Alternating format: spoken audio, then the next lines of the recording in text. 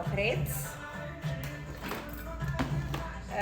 الناس اللي بتجيلك مثلا عندها مشاكل كتير جدا جدا في الشعر وعايزه حاجه تغذي اكتر، تدخل البهندل اللي بتحطيه سواء صبغه سواء فيلر سواء دوبلكس سواء بروتين سواء بوتوكس.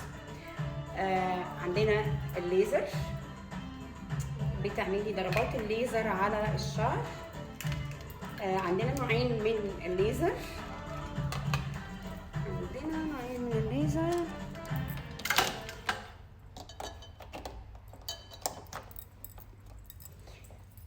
ده الضربتين، الازرق والاحمر.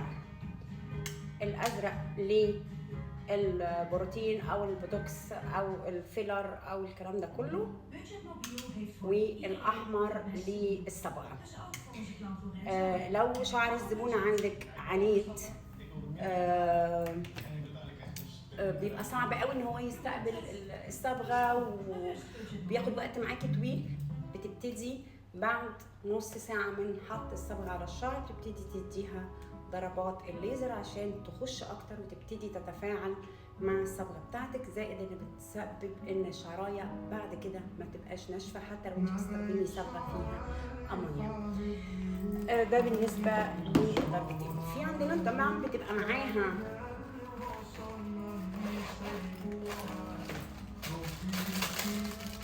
نظارتين، نظاره لحضرتك ونظاره للزبونه. ده الذهبي ومعاها الضمان لمده سنه، عندها فرنسي لمده سنه مع شنطتها مع يعني ده بيبقى شكلها. دي اول نظاره، ودي تاني نظاره بتلبسوها، يعني انت بتلبسي واحده وزبونتك بتلبس واحده. طيب الجولد 3 ضربات علشان الناس اللي عندها فراغات في الراس، شعرها بيقع هايش باستمرار، بتبتدي تعملي لها ال3 ضربات ورا بعض وانت حاطه البهندل، سواء بروتين سواء بوتوكس سواء فيلر سواء دوبلكس سواء اي نوع علاج انت بتستخدميه في صالونك وهو موجود، بتضربيها اول درجه من الالوان، اول ضربه 10 دقائق 10 دقائق 10 دقائق. والناس اللي هي كمان بتعاني من تساقط الشعر رهيب وعملت كل حاجه والتحاليل بتاعتها تمام وما عندهاش نقص حاجه في الجسم ولكن شعرها بيقع، فتقدري تستخدمي لها ال3 ضربات على اي حاجه انت بتعمليها من البهندل. وكمان ممكن تعملي اول درجه اللي هي الازرق او الاحمر للصبغه. طبعا هي مقفوله مش هقدر اشغلها لك، ما عنديش واحده مفتوحه لان كل اللي بيجي لي هو بيتعالج اصلا اوريدي بالحاجات بتاعتي وبحط للصبغه والبوتوكس كل واحده الضربه بتاعتها.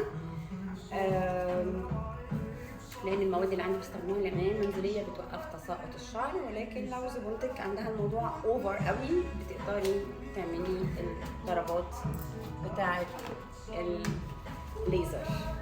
فاحنا عندنا نوعين من الليزر،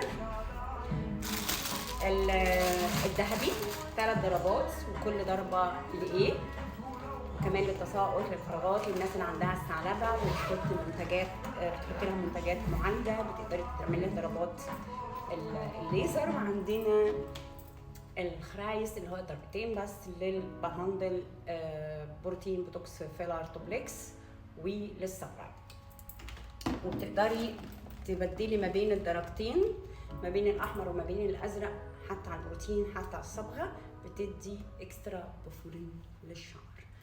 ده الفيديو بخصوص الليزر وايه هو الليزر وبيعمل ايه وبيحمي الشعر ازاي وبيديله تغذيه اكتر وبيدخل اكتر المواد في خصر الشعر. لو عندك شعر عنيد، عندك شعر ما بيستقبلش الصبغه بسرعه، بياخد وقت انه يستقبل الصبغه او يستقبل اي علاج موجود عندك بتستخدميه للشعر العنيد، فالليزر بيساعدك بنسبه 100% ان هو يدخلك المواد المعالجه لخصر الشعر.